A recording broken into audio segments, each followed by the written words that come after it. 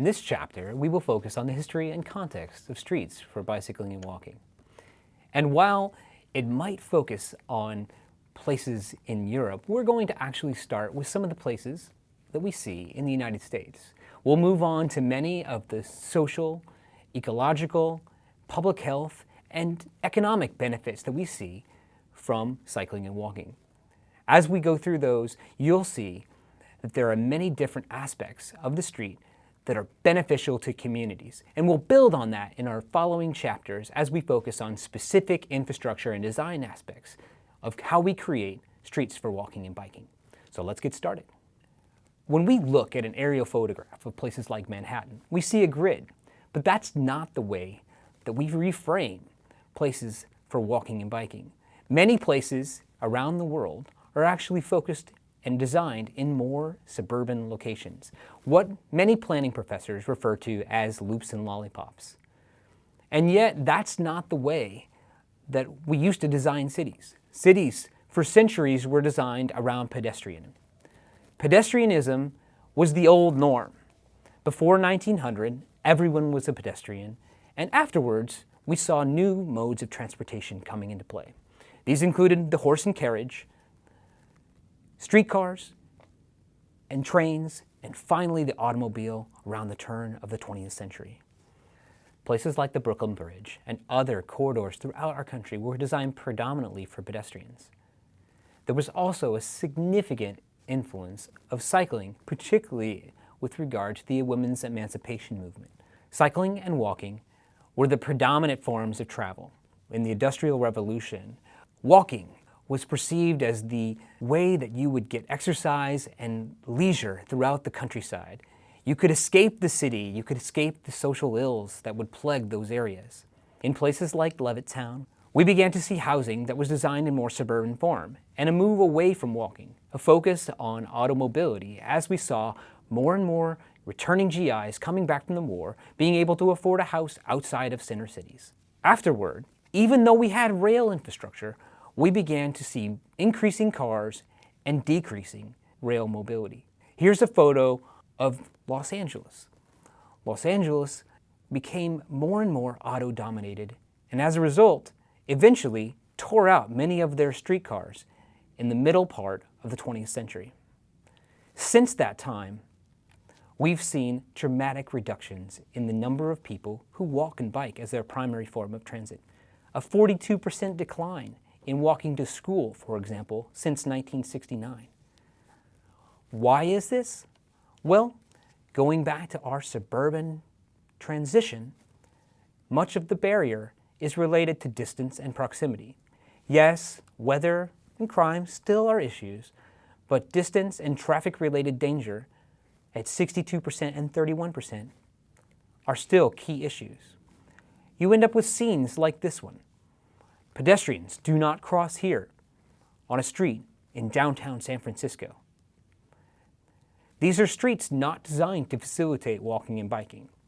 Here's an example of a desire line.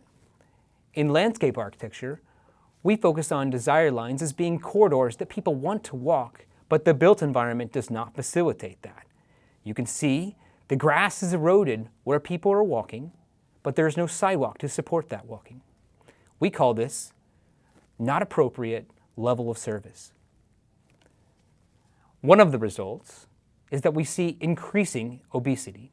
Here's a diagram that shows obesity trends for US adults in 1985.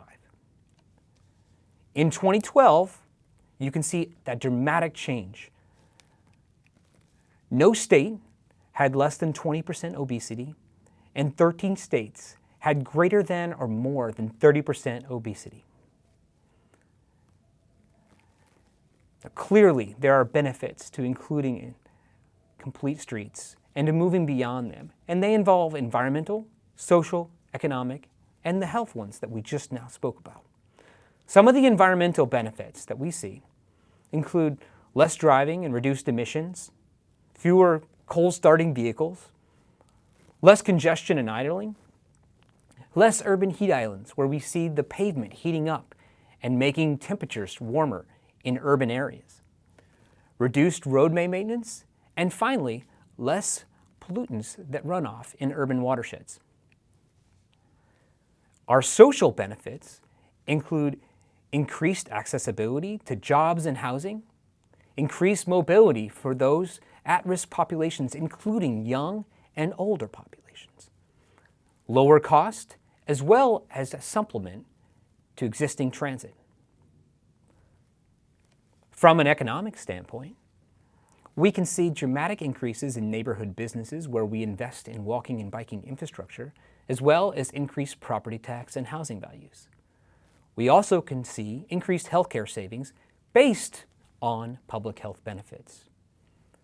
Public health is probably one of the most significant areas where we see an increase in improvement in societal outcomes based on walkability and bikeability. We see increased physical health, cardiovascular health, reduced obesity and cancer risk, as well as improved mental condition, concentration, and self-esteem. When considering public health, it's important to consider something we call the social ecological model. It helps us understand how the factors that influence the cycling and walking environment fit together, and helps us understand and realize the benefits.